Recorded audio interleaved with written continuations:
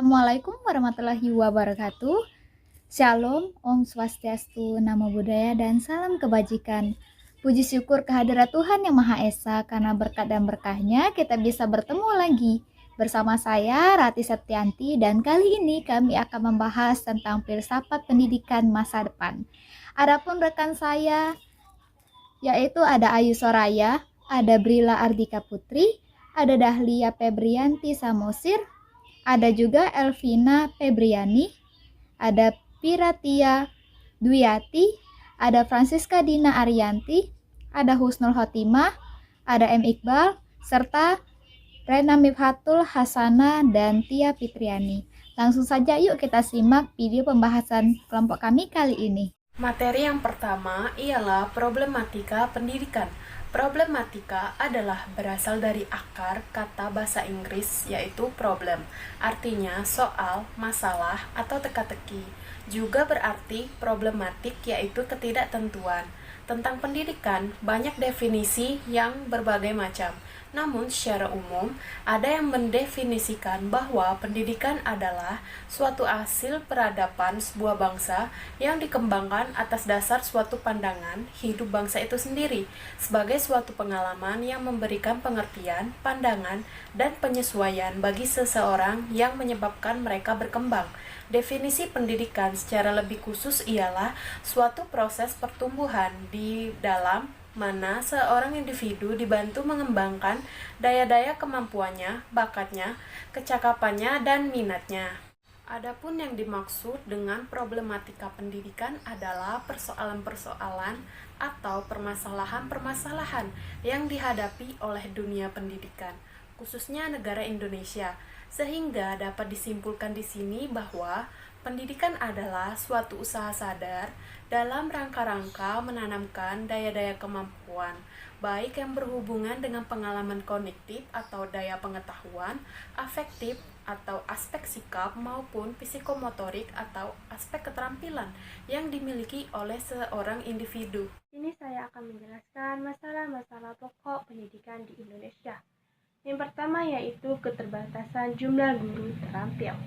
Guru-guru berterampil dan berkualitas umumnya tersebar di daerah kota dan daerah yang mudah diakses. Sedangkan untuk daerah-daerah terpinggir dan terpencil sulit sekali untuk mendapatkan guru. Salah satunya ini karena terdapat pada minat guru itu sendiri. Lebih banyak guru memilih lokasi yang mudah diakses dari segi transformasi dan akses untuk mendapatkan kebutuhan pokok mudah didapatkan. Jadi, wajar saja jika terjadi kesenjangan tenaga guru terampil di daerah pelosok dan di kota, sehingga terdapat pula kesenjangan kualitas lulusan peserta didik itu sendiri. Nah, ini menjadi penyebabnya dan menjadi suatu PR bagi pemerintah dalam upaya pemerataan tenaga pendidik di daerah pelosok. Yang kedua yaitu sarana dan prasarana tidak memadai. Sarana dan prasarana yang memang kurang memadai terutama untuk sekolah-sekolah yang ada di pedesaan. Keterbatasan koleksi buku karena tidak mudahnya terakses, belum lagi masalah-masalah yang tidak ada jaringan listrik serta internet, sehingga mereka harus menggunakan penerangan tradisional, padahal sekarang sudah ada di era globalisasi. Dan yang ketiga yaitu minimnya bahan pembelajaran. Banyak sekali siswa yang tidak memiliki buku pembelajaran untuk menunjang proses pembelajaran. Agar bisa mengoptimalkan suatu pembelajaran, itu dibutuhkannya suatu buku pembelajaran, lembar latihan, dan berbagai fasilitas lainnya untuk membantu proses pembelajaran.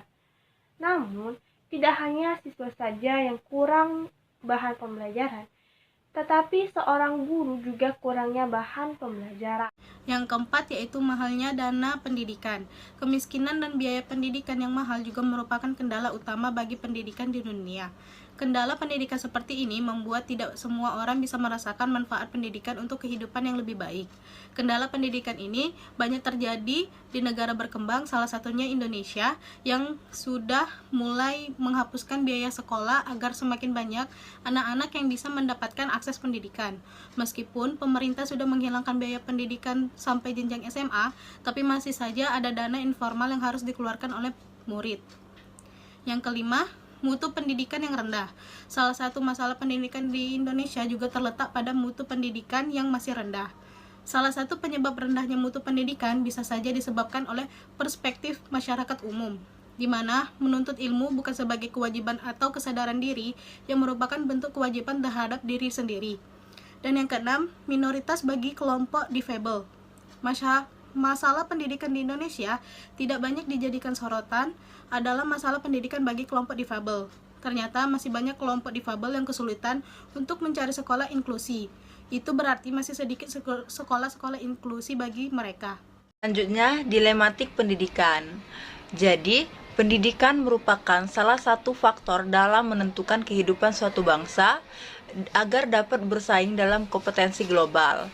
Pemerintah Indonesia sudah berusaha memperbaiki sistem pendidikan di Indonesia dan berupaya untuk meningkatkan mutu pendidikan dengan berbagai cara. Seperti yang sudah kita ketahui, bahwa pemerintah Indonesia sudah melakukan program Dana BOS atau Bantuan Operasional Sekolah. Kemudian wajib belajar 9 tahun, pertukaran pelajar dengan negara lain, bahkan mengirim guru, dosen, akademis ke negara Finlandia yang merupakan salah satu negara dengan pendidikan terbaik di dunia. Baiklah, selanjutnya membahas mengenai pendidikan untuk kemerdekaan. Pendidikan yang memerdekakan merupakan proses pendidikan yang meletakkan unsur kebebasan anak didik untuk mengatur dirinya sendiri, bertumbuh dan berkembang menurut kodratnya secara lahiriah dan batiniah yang diperoleh baik melalui pengajaran dan pendidikan di sekolah.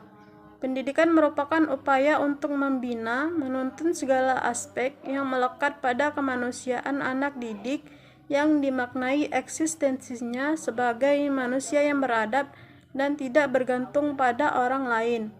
Maka dari itu, pendidikan yang memerdekakan bagi anak merupakan suatu keharusan. Desain program yang ditawarkan oleh sekolah harus mempresentasikan upaya kaum pendidik sejati untuk benar-benar mengabdikan diri pada pendidikan yang berorientasi pada anak. Guru perlu memikirkan pembelajaran yang dapat mempresentasikan pendidikan yang memerdekakan bagi siswa. Sebagai contoh, pembelajaran yang menggunakan pendekatan problem posing dan open-ended. Dua pendekatan pembelajaran ini merupakan pembelajaran yang merangsang kreativitas belajar siswa. Itu saja yang dapat saya sampaikan. Terima kasih. Baiklah, terima kasih kepada moderator atas kesempatannya. Nah, untuk materi yang selanjutnya mengenai problem posing dan open-ended, saya sendiri yang akan menjelaskannya. Untuk yang pertama mengenai problem posing, suatu pendekatan yang menyebabkan siswa dapat mengemukakan permasalahan dari stimulus yang diberikan. Nah, suatu permasalahan ini siswa diberikan kebebasan untuk mengajukan sebanyak-banyaknya permasalahan yang ada. Nah, open-ended ini kebalikan dari problem posing tadi. Kalau open-ended ini merupakan pendekatan pembelajaran siswa yang dimana siswa itu dapat menemukan jawaban dari permasalahan yang ada. Sehingga dari jawaban yang ditemukan tadi, siswa dapat menemukan permasalahan yang beragam. Permasalahan yang beragam itu menjadi lebih kreatif dan inovatif. Baiklah, di sini saya akan menjelaskan mengenai pendidikan untuk kemanusiaan. Nah, di mana pendidik kemanusiaan ini merupakan pendidik yang membantu mengembangkan dan mengarahkan potensi manusia atau bisa disebut dengan peserta didik yang bertujuan untuk menghidupkan rasa keprimanusiaan dan mencita-citakan pergaulan hidup yang lebih baik dan menjadi manusia yang benar-benar sempurna atau menjadi manusia yang seutuhnya, baik dari aspek kecerdasan, emosional, spiritual, sikap, dan sebagainya. Baiklah, selanjutnya peran pendidikan yang sebenarnya bukan hanya mempersiapkan masa depan saja, akan tetapi dapat menjadikan manusia dapat lebih berguna melaksanakan tugas kemanusiaannya, yaitu mampu memenuhi kesempurnaan sebagai manusia yang dianugerahkan oleh Tuhan, mengembangkan karena manusia bertumbuh dan berkembang guna mencapai perkembangan secara maksimal, dan menunjukkan karena manusia butuh diakui sebagai manusia di antara sesamanya, serta eksistensinya sebagai makhluk yang sempurna atau makhluk manusia yang seutuhnya. Terima kasih. Selanjutnya kita akan membahas mengenai perkembangan filsafat pendidikan di masa depan. Zaman yang membuat perubahan dalam cara berpikir atau cara berfilsafat pendidikan itu sendiri.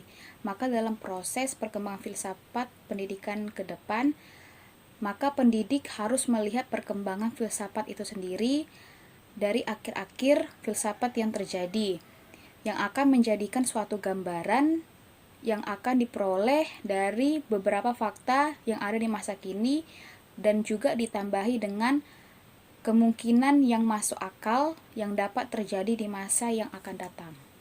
Baik, terima kasih kepada moderator. Di sini saya akan menjelaskan fakta-fakta dan kemungkinan-kemungkinan filsafat masa depan. Yang pertama ialah postmodernisasi.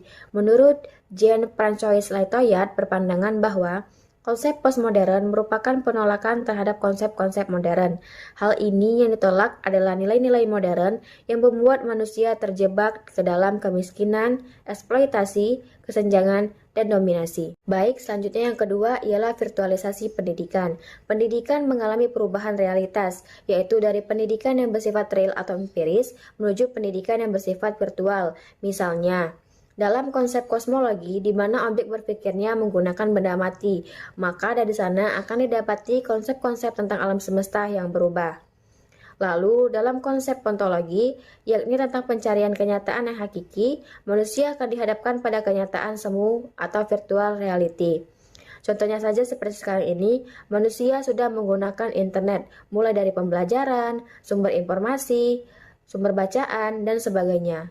Baiklah, terima kasih. Saya kembalikan kepada moderator. Yang ketiga yaitu dekonstruksi pendidikan. Secara ilmiah, dekonstruksi memiliki arti yaitu berpandangan bahwa konsep-konsep postmodern memiliki banyak kelemahan sehingga perlu dibongkar dan ditata ulang. Sehingga dapat disimpulkan bahwa merubah konsep-konsep filsafat pendidikan itu sendiri, kemudian membangun lagi konsep-konsep filsafat pendidikan adalah arti dari dekonstruksi pendidikan. Selanjutnya yang keempat, evolusi filsafat pendidikan masa depan. Di masa depan, filsafat pendidikan akan ditandai dengan adanya perubahan tatanan konsepsi-konsepsi filsafat pendidikan itu sendiri. Nah, contoh, ketika filsafat dikatakan telah mati, maka secara otomatis akan melahirkan filsafat yang baru. Nah, filsafat itulah yang disebut sebagai konsepsi filsafat yang bereaksi terhadap konsepsi-konsepsi pada filsafat sebelumnya. Terima kasih pada teman-teman yang telah menyimak video kami pada akhir ini, dan yang terpenting semoga apa yang kami telah jabarkan dan kami jelaskan tadi bisa bermanfaat bagi teman-teman semua. Saya akhiri, wassalamualaikum warahmatullahi wabarakatuh.